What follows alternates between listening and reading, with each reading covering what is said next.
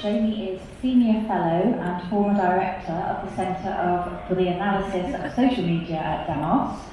He's also a best-selling author of numerous publications, including The People vs. Tech, How the Internet is Killing Democracy and How We Save It. Jamie's going to be talking today about discovering the digital underworld, privacy, the dark web, tech and democracy. So Jamie, welcome to the stage. Thank you. Yeah, thanks so many of you for coming. I don't think I've ever had a shuffle down before, so that's a first for me. What I thought I would do is I'm going to set out my stall early and explain what I think is going on, because I'm going to try and take you on a journey into the next 10 or 15 years, looking at some of the threats to society and to democracy, and especially how it relates, of course, to internet security. But I'm going to set my stall out early. And that is that the big picture here, in my opinion, is that we have rules, regulations, systems, norms, behaviours that we've developed in an analogue age over several decades or even longer.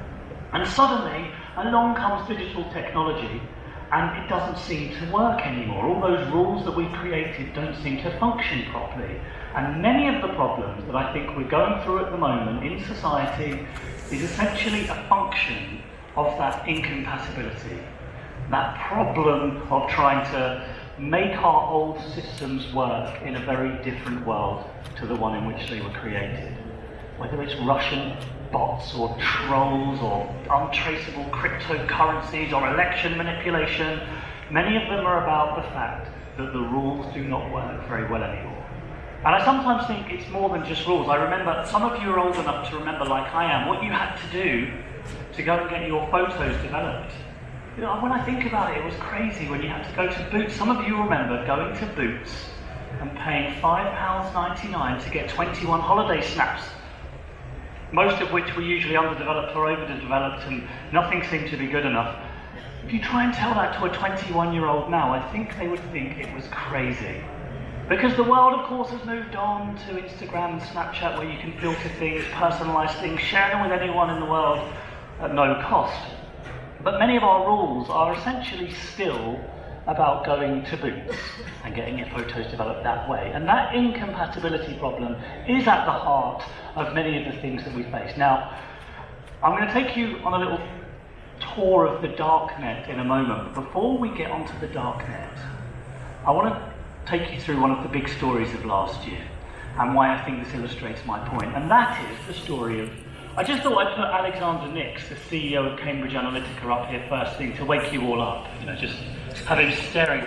It's the only slide I've got. He's just going to be staring at you for the next 40 minutes. But the story of Cambridge Analytica, which I covered for the BBC, by the way, in 2017, and nobody was interested in it, so I'm not bitter about that. I've got no credit for it whatsoever, but that's fine, is, I think, a perfect illustration. Now, the story of Cambridge Analytica, as you've probably read it, heard about it, you're going to be roughly familiar with it, I guess, is that this gentleman and others were scooping up huge amounts of data about millions of American citizens, and they were then using that to target them, mostly through Facebook, with personalised micro-targeted adverts. And somehow, by doing that, they managed to change the minds of millions of people who otherwise would have probably voted Clinton. They were persuaded instead to vote for Donald Trump. Now, I don't know if anybody here works in digital advertising, but it's not quite that simple. It's not quite that easy. Actually, the story of Cambridge Analytica, I think we've kind of lost the bigger picture here, because we are focusing really on one particular election, and we're not, the 2016 American election, and we're not thinking about what's really going on, which is a real change in how we think about and run our elections.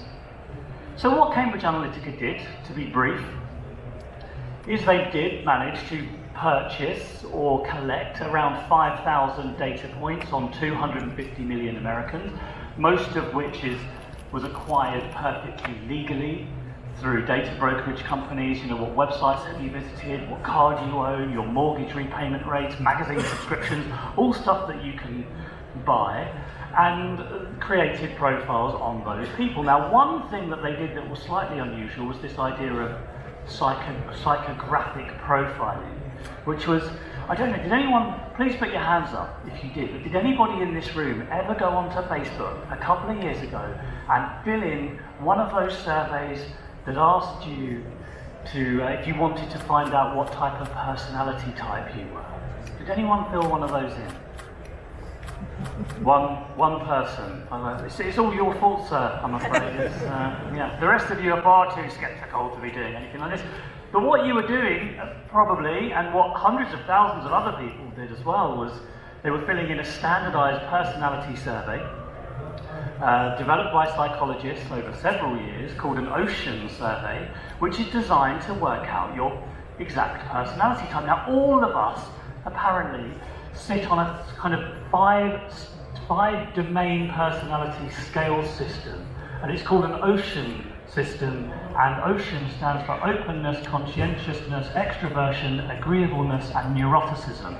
And you ask 100 or so questions and you'll get your Ocean score for each of those personality types. And what Cambridge Analytica were doing was they were taking those results of those personality profiles and cross-referencing them against Facebook data to work out what the pattern was, what the correlation was. So if you like Manchester United and you also like Arnold Schwarzenegger and you do this and you're this age, then you're likely to score highly on the openness measure. And from that model, they were able to create an Ocean score for 250 million Americans. The idea being that if you score highly on the conscientiousness thing, you're going to get a personalised message that plays to that personality. If you score highly on the neuroticism level, you're going to get an advert that plays to your fears about gun control. Everybody's going to get a different message based on their personality type to improve the click-through rate. I don't think any of that worked. I don't think it worked at all. I think, however, one day it will work. And that's the kind of thing that we should be worrying about. Now, what Cambridge Analytica actually did, as I'm sure many of you have now worked out, was pretty industry standard.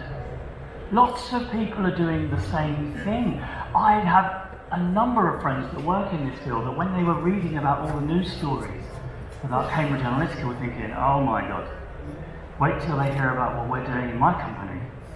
Because a lot of people are doing the same thing, which of course is profiling people and targeting them. And what these guys did was, yes, they built up profiles on millions of Americans. They sat down with the Republican Party strategists who had their own data sets, worked out who were floating voters, about 11 million of them or so, found out where they were, and just bombarded them with $80 million worth of Facebook ads.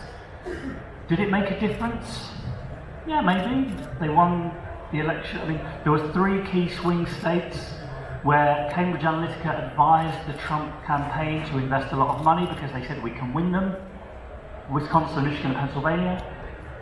They put loads of resources into that and they won all 3 states by less than 1 percentage point. Maybe it was the thing that made the difference, but if it wasn't, I'm not sure, but it was very, very close. They were probably just slightly better at doing data analytics than the Clinton team was. So this I think is missing the point, and the point is that our elections are radically changing. This is not really about whether an election was won or lost because of data analytics. It's about how elections are changing generally. And the reason I think this matters is because elections are starting to become a question of data science, of subtle nudges, of micro-targeting smaller and smaller groups of people. And that isn't really what elections are supposed to be about. Elections are supposed to be about a grand debate where everybody gets to discuss the big issues of the day. And I think the risk is people stop trusting in elections. Had the Clinton side won, I can guarantee you that the Trump team would have said basically the same thing as the Clinton team was saying when they lost, which is, well, you guys cheated. You collected all this data on people. You micro-targeted them. This is what I want you to consider. How will an election look in 10 or 15 years from now if we carry on down the same path? That isn't really about this election. It's about the future of elections. And I want you to consider, when we enter the world of the great connected devices. The smart fridges and the smart coffee machines and the smart baby monitors and the smart TVs and the smart cars. And we're engaged, of course, in this great connectivity craze, with loads of wonderful benefits, of course. But consider how a politician might see this. And I don't know whether any of you have got smart coffee machines in your house already, but one day you will. And one day you're going to get up in the morning and you're going to go downstairs to get your coffee at 7:50, and some Ukrainian hacker has introduced some ransomware, some malware onto your coffee machine, and you're going to have to pay a Bitcoin to unlock your coffee machine, and then the police are going to come knocking on your door because you've been funding a criminal organisation. I mean, there's going to be all sorts of, anyone who is working in IT security, there's loads of things for you to do for the next 15 years so you can relax. But one of the things, of course, is that politicians are going to be greatly interested in the sort of data that smart machines are going to be producing. So consider the smart fridge. Consider when, for example, and I'm pretty sure this is going to happen, when, for example, in, let's say, 10 or 15 years' time, we are going to know that you tend to eat in, between 6 and 7 p.m. because we monitored what time you eat from your smart fridge data. We cross-reference that against your social posts. We know that you're slightly angrier, but just before 6 p.m. because you're hungry. We also know through various types of analysis, of course, that people that are slightly angrier are maybe slightly more open to candidates with messages about law and order and being tough on law and order. So lo and behold, when you open your fridge up at 6:50 p.m, Jacob Rees-Mogg's going to pop up on your smart screen with a personalised message to you and you alone. Because in 10 years' time, not only will your smart devices be part of the matrix that's trying to profile you, it's also going to be messages that are personalised to each individual person. You'll no longer be in a bucket full of hundreds of other people with the same characteristics as you. You'll get a personalised, possibly dynamic message that changes all the time and that is aimed at you and you alone, and that comes through your smart fridge based on, by this point, 20 years worth of data about you. Imagine what it might be like for an 18-year-old voting in 10 or 20 years' time. Everything they've done would be part of these profiles. They won't really understand why they're getting the messages that they're getting. Now, this sounds like a ludicrous piece of science fiction, but I don't think it sounds any stranger than if you'd have tried to tell somebody 20 years ago how an election would look in 2016. With personalised messages through a free social media platform called Facebook.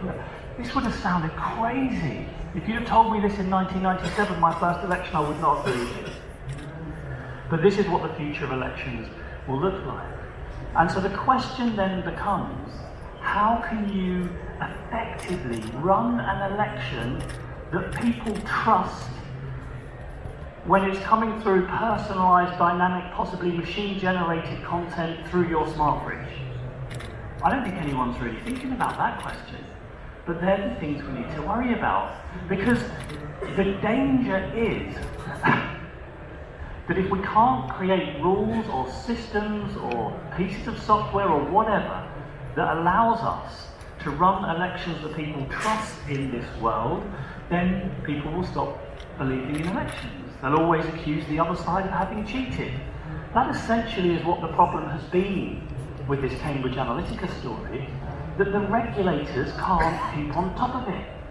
Because they can't monitor what people are sharing, they can't see the answers. Do you know, during the European Union election, I don't want to make it too much about one side or the other, but the people were being shown adverts that said that the EU was trying to ban British people from drinking cups of tea. I mean, it's amazing there was only 48-52, to be honest. But we couldn't, there was no way that we could monitor that effectively. There was no way, and it took too long, before 6 months or a year later before that was even made public to people. And so the question we have is, how do we run an election in this world? And that's what we need to start thinking about. And the good news is, I don't think it's actually that difficult. I just think we're going to need loads of really clever software to help us. Because what I want to see is that every single advert that is shown, and there will be millions of adverts shown because everyone will be getting their own one, is made public, is published somehow. other people can see it. We need amazing software that's going to help us to be able to filter through it and monitor it and get journalists analysing it. That's the kind of thing we need.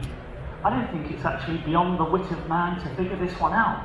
But it's a good example of this incompatibility, rules that don't seem to quite work with the way that we now do things. So, elections through your smart fridge. Just in your mind's eye, just think Jacob Rees-Mogg popping up in your smart fridge, 15 years' time, with a personalised, dynamic message for you. How do we run an election that can stand that? And what sort of software solutions are we going to need so people can trust in it? Now that's just one example, but I think you can kind of play that out across all sorts of different areas. And one of them is going to be here, which is the Darknet. Let me just ask you, how many of you have been onto the Darknet? Yeah, I knew loads of you would have been onto the I knew you were going to be an audience with a lot of Darknet people. The only group that I've seen that has been a greater proportion on the Darknet is probably a room full of police officers where all of them put their hands up. So, to give you the very, very quick description of it, you'll maybe recognise this browser. This is the Tor browser. It actually looks more like this now because it's been upgraded. Was created by US naval intelligence researchers about 15 or 20 years ago, essentially like a clever VPN system that routes your traffic via 3 computers around the world. Nobody who's running the Tor software knows exactly where you're coming or you're going, and so it's become a very, very neat and easy and useful way for people to go onto the internet without giving away their IP address. Lots of good reasons for doing that. US naval intelligence, for them it was a really clever idea because they didn't want people to know when they were snooping on them. Then they realised, of course, that the Tor browser is non-standard. So when you use this Tor browser, and it's free to download and it's perfectly legal to use, although if you're planning to go to Russia and use it, I probably wouldn't advise it because they'll spot you're doing it and then they'll be monitoring your computer anyway. But it's free to use and download, but it's not standard, so people, if you're going onto a website using a Tor browser, the person running the website won't know where you're from, but they will know you're using the Tor browser. And if you're US naval intelligence and you're the only people in the world that use the Tor browser, that's pointless because suddenly everyone knows it's you. So they open sourced it, made it available to everybody, and it became, won loads of awards for the spread of freedom and democracy in the world. It's really, really useful if you're a journalist and you want to go on to... When I'm researching neo-Nazi groups online, I use a Tor browser because I don't want them to know my IP address. So it's fantastic, and it's really, really helpful. Something like between 4 and 5 million daily users of the Tor browser. Some people use it to go onto the normal internet and have that slightly higher degree of privacy, or maybe to get around a censorship block. But some of them use it to go onto the Darknet. And the Darknet is an encrypted network of between 5 and maybe 15,000 sites that you can really only access with this browser. The servers on which the sites are based uses the same kind of protocol, so it's very hard to locate where they are. And the URLs are a meaningless string of numbers and letters that finish .onion, not .com or .co.uk. Now, I'll show you some of the more popular ones because there's lots of good reasons why people want to use the Darknet. I know a lot of the stories are always about criminality, but it's very, very popular among journalists who, for example, want to be able to receive files securely. And so the New Yorker has a Darknet site where you can upload stuff to their journalists. A lot of other journalists are starting to use the same kind of thing. All of the WikiLeaks cache is available as a Darknet site. If you want to get my book about the Darknet but don't want to pay the $9.99 from Penguin Random House, just go onto the Tor library and you can download it for free. And I won't mind. Actually, probably don't do that because you'll probably get in trouble. A lot of marketplaces, which we're going to come to, commercially available hacking services. So if 10 years ago you needed to actually know something about network security to be a hacker, now you can just pay somebody else to do it very easily. A lot of extremist or terrorist material is there for obvious reasons. But even Facebook has a Darknet site too, because they think that, especially in some countries, it's a slightly more secure way of getting onto the site because it's harder to spoof a web address on the darknet than it is on the clearnet. So this is the kind of the good and the bad and the ugly all cheek by jowl in this network. Now probably the most well-known and popular of all these sites was the Silk Road. Anyone been on the Silk Road to buy illegal drugs before? No, okay, no. Proportionately, some of you have, because yesterday the Global Drug Survey came out and said that 28% of drug users in the UK have bought drugs from one of these darknet sites. And I'm just going to explain briefly why that is. I'm not going to go into huge amounts of detail here, but as you can see, the Silk Road, and there are many other darknet markets that operate just like the Silk Road, are essentially professionally run e-commerce sites. So yes, they use Tor, so you have to go on them with Tor, and you use cryptocurrency, usually Bitcoin, but others are accepted, to pay for your products. You message using PGP encrypted messaging, but essentially what the people that run these sites have done is to take that technology and create a proper functioning e-commerce site. That's the secret to these sites. And so as you can see, there's just thousands of different products being advertised from tens of thousands of different vendors, and you have all the same trappings that your prices and your little basket, and you have a little button here which says report this item, which is obviously not to the police, although some people literally have phoned the police before when their product didn't arrive in the post, because they feel like it's such a professional site. Anyway, that's another story. But you'd report it to the site administrator if you felt like the product wasn't being advertised fairly. So this is how the whole thing works. You go on there, and because you've got hundreds of thousands of vendors competing for your custom, what you would do is you place your order, wait for it to arrive in the post. You've obviously paid with your cryptocurrency Bitcoin, and it nearly always does arrive in the post, because once you receive the product, everybody goes back online and gives product a score out of 5 and writes a little review in the same way they do on Amazon or eBay. Oh, this product was really well delivered, perfectly delivered, really good, customer service was excellent.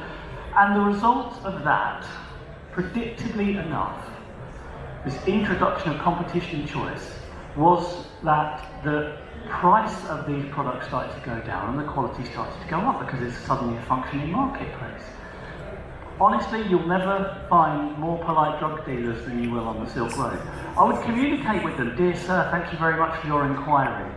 You know, if you're not satisfied with our product, feel free to ask for a refund and we'll put it through to our customer service team. Best wishes, Drugs Heaven or Drugs King or whatever it is. Because it's competition and choice. That's the secret to these places. It's not really, forget all the clever encryption and stuff.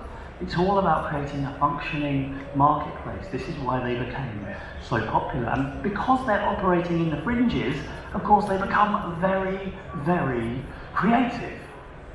Every time something goes wrong, one of them disappears or is taken down, they work out their error and they come back online again.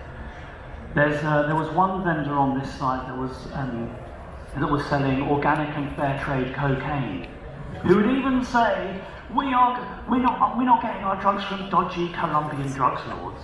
Our drugs are being sourced from Guatemalan farmers, and what's more, we are going to reinvest 20% of our products into local education programs in Guatemala. But this is what competition and choice does. This creates all sorts of moral hazards. It's more easy to get more dangerous things. It's more easy for people to get more dangerous drugs than ever before. But at the same time, for some people, it was safer because they knew what they were getting. There was a market mechanism that would help them decide. They wouldn't have to hang around on street corners. So this is what the Silk Road and the drugs markets like them have done, and are incredibly difficult to close down because there's a demand, there's a supply, and they are using technology that's very, very hard to definitively stop. Here's some of the feedback. I'm not going to go through all of that. Every time they get knocked down, they appear. Actually, I think we're moving, for those who are interested in the specifics of these marketplaces, we're moving to more and more smaller markets that are single vendors rather than enormous marketplaces, because I think they're easier for the authorities to try and manipulate. The authorities basically, to shut this down or slow it down, have been going on and writing loads of fake reviews, because that's the way you undermine the system. So more and more people are turning to slightly different things. However, when I started on the Darknet and writing about the Darknet and researching it, everything was really about drugs. Now it's more and more about stolen information. So every time, for the same reasons the Silk Road was popular, more and more people are going to the Darknet markets to find stolen data. Very, very easy to advertise, very, very easy to get, because all you need is an encrypted email with all of your data on that you've stolen. And every time you see a story about a huge data breach, some kind of big hack, 500 billion password username combinations have been stolen, social security numbers have been stolen from a US department, they nearly always turn up on a Darknet market being sold like this. And Experian recently crawled the Darknet markets to try to work out roughly the prices of stolen information. And this is what they are. And you can see how incredibly cheap things are, because they are awash with products. There is estimated to be between 4 and 5 billion pieces of data that's being sold on the Darknet at the moment. And as a result, of course, it's very, very cheap to buy any of this stuff. General non-financial institutional logins like Netflix accounts or whatever, $1 each. CVV numbered credit cards are only $5 in the US. They're slightly more expensive in the EU because there's just not quite as many of them being sold. But as you can see, it's very, very cheap and very easy to get. Now, I have a small confession to make. When I was 12 years old, I was banned from Woolworths for stealing a WWF figurine. So with an older kid, like a 14-year-old who was really naughty. So this was above and beyond stealing the pick and mixes. So I got banned from Woolworths. That was the extent of my knowledge of criminality. I wouldn't have had a clue how to do anything else. I know now that that 14-year-old would today have been capable of committing some serious credit card fraud because of how simple it is to do. This is what the Darknet markets, I think, are doing when it comes to stolen data. They are simply lowering the barriers of entry into simple, easy forms of cybercrime. And there's almost an infinite amount of stuff that you can buy there now. A lot of it is stuff like this, which is just a sort of a beginner's guide. If you want to steal some credit cards, but you want to know which websites you can use them on, well, why don't you buy our little handy guide to help you along, of course.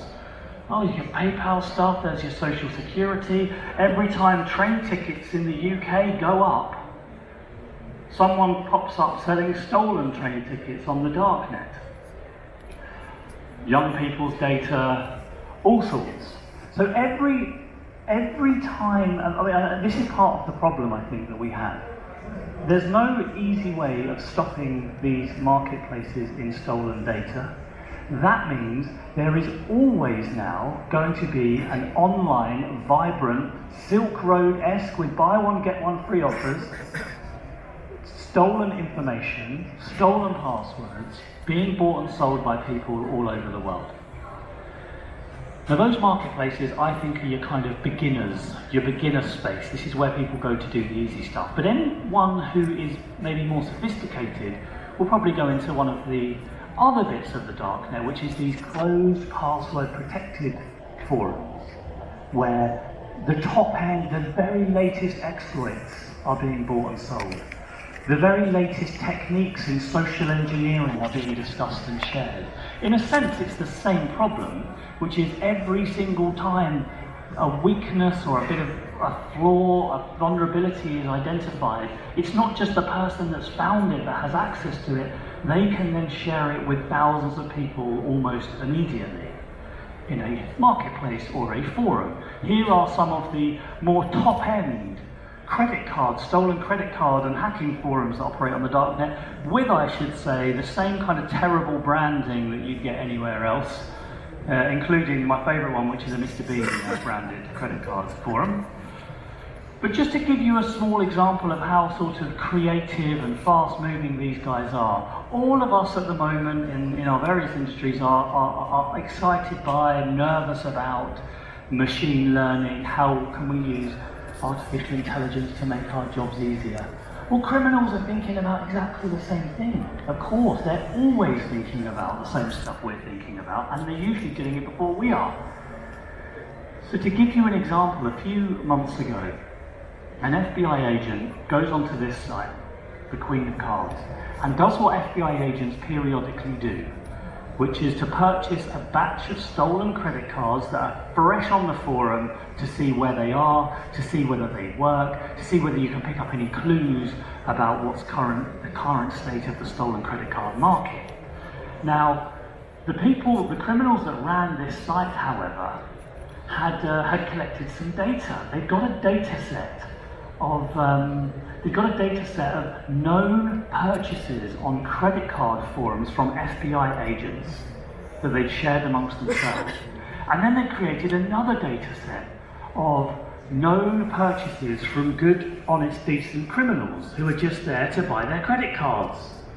And they built a model to try to spot the difference between them. Machine learning algorithms to create a fraud detection system. And so lo and behold, when our FBI agent clicks purchase on the Queen of Cards, a little fraud detection thing pops up. It's this one. You're not buying credit cards here, mate. We've detected you. So criminals are always thinking in the same way that we are, how can we automate, how can we use machine learning to make our jobs easier? And here's some other forums where, as I mentioned before, the very latest in various types of, it's either fraud or it's people actually coming forward and saying, I need somebody who has this information to create a team because we are planning to steal this or to steal that. A classic example, and this is why I think insider threats are becoming more and more of a problem, is people with a grudge or whatever can now go into forums and say, I am an insider, I have this data, who would like to purchase this data from me? So this suddenly becomes a very, very simple and easy way for people to create teams or to share information, sell information that they have. Here we go. Right. So what this is doing overall is creating this extremely vibrant, always changing, highly creative, always online marketplace in stolen information or software vulnerabilities. This is not going to go away. I think this is one of the reasons why the problem has been getting so much worse. Where is this going? Where is this going? Well, I often reflect on the fact that cryptocurrencies, which now lots of people are investing huge amounts of money in and they're building blockchain-based applications, it all started here. It started on the Darknet. So they are, in a sense, one step ahead of most. In 2011, the only place that had built a payment system that worked using cryptocurrencies was the Silk Road. So they are thinking, right, how can we integrate new forms of cryptocurrencies that are even harder for people to monitor? Monero is the one they're most interested in. Actually, how can we build even more decentralized marketplaces on the Darknet that are even more difficult to close down? This is the direction of travel at the moment, and maybe some of you have heard of this. This is a company called Open Bazaar, which is trying to use a kind of decentralized, I'm not going to go into all the details of blockchain, but trying to use a kind of decentralized blockchain system to create a market which no one person is really in charge of. There's no one point of failure. Nobody can easily close it down. This started off as a weird idea on the Darknet. In 2013, when the Silk Road was shut down, some hackers got together and thought, Silk Road was closed down because there was a single server that was running it. We need to build something that's even harder to close down. They called it the dark market. And then they kind of let it go. It was an interesting project, but someone thought, wait a minute, this is a brilliant business idea. Maybe we can turn this into a legitimate business. And they did. And they took the source code and they built Open Bazaar, and they've now received tens of millions of dollars worth of investment from Silicon Valley seed funding companies who think that this might actually be a way of disrupting the Amazon model with its, you've got to go through Visa and you've got to go through the banks and Amazon takes a 30% commission rate. Well, no, let's just build a decentralized Silk Road-esque market using cryptocurrencies that no one's really in charge of. We don't even need to put it on the Darknet. We'll have decentralized markets on the normal internet. And this, I think, is where some of this might be going. More and more decentralized markets, more and more difficult to close down, and so the problem will not disappear. But this is the big one. This is where I think the real action is. This is going to be my last thing about the Darknet. It's the automation of crime. Everybody is interested in the automation of cars, in the automation of journalism, in the automation of CV checkers. We're going through this great wave of automation, but criminals are obviously doing the same thing as well. They're thinking, how could we automate what we do? And this is one of the things they've come up with. This is something called Autosploit. It's actually written to help companies, but obviously criminals are thinking, how can we exploit it? And what it does is it scans a database of internet-enabled devices that have public IP addresses. This is a database called Shodan. Remember that smart fridge and that smart copy machine I told you? It scans those kinds of things, CCTV cameras, printers, all of that stuff. And it finds out what sort of software they're running. It then cross-references the software they're running against another database, which is known exploits that you can run against that software. And then it automatically runs it. So this is trying to automate the process of hacking into things, simply by running a script.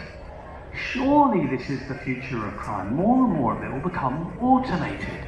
And I think that changes quite fundamentally how we think about crime. Hackers won't be thinking about particular people to target or particular companies to target, and sometimes they will, but sometimes they'll just be looking for weaknesses in software. It doesn't really matter where it is or who it is, or they're not targeting big companies, they're targeting medium or small companies. It doesn't really matter. Anyone who our automated system can find. That means that any vulnerability will be found and exploited in future. And that's where I think this is going. And that's why your job is going to be so critical, because your jobs are going to be to stop this, to provide services to people, to make sure this doesn't happen. This is my great worry. I'm using this as a metaphor. This is the final couple of slides.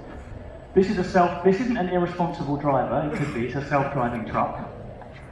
But I'm worried that people might begin to turn against technology if they think everything's always being exploited, everything's being hacked, my smart fridge is listening to me, I'm a trucker, and my jobs are being disrupted by this technology, I'm not happy. I mean, I don't know if anybody has been to Paris and seen taxi drivers in Paris recently. I don't think they're going to stand by and just happily let their industry be disrupted by self-driving trucks or self-driving cars. I fear that people are going to start losing faith in technology because of all of these problems. This incompatibility between the rules, what I said at the beginning, the rules we have that govern this stuff, and the reality of our lives. And instead of this, what I worry about is we actually get to this, this is essentially a self-driving car that has been immobilized because somebody's taken some spray paint and just drawn a stop sign all the way around it. I don't like self-driving cars, they're ruining my career, my life, blah, blah, blah. This is the danger, that people begin to turn against technology and take the law into their own hands, if you like, because they think that the police can't properly investigate or stop Darknet crime. Because they think that automated crime means they're constantly being under attack and they don't know what to do about it, because they think that maybe elections can't be trusted because the regulator can't see what adverts everyone's being showed. All of these things together, I think, are such a fundamental threat to people's relationship with technology. And what I don't want to happen is this. I don't want people to start turning against technology. And the way that is avoided is by people continuing to see that technology is something that really helps them in their lives, that really works for them, that's simple for them. That when things go wrong, there are solutions available to them. For example, insurance solutions. I'm sure cyber insurance is going to become a much bigger market because that's how we solve some of these problems. But there are services, pieces of software that people like you in this room build that can make sure people still have trust and faith in their technology, because the closer it gets to people's lives. If anyone's got any questions, I'd be delighted to take them.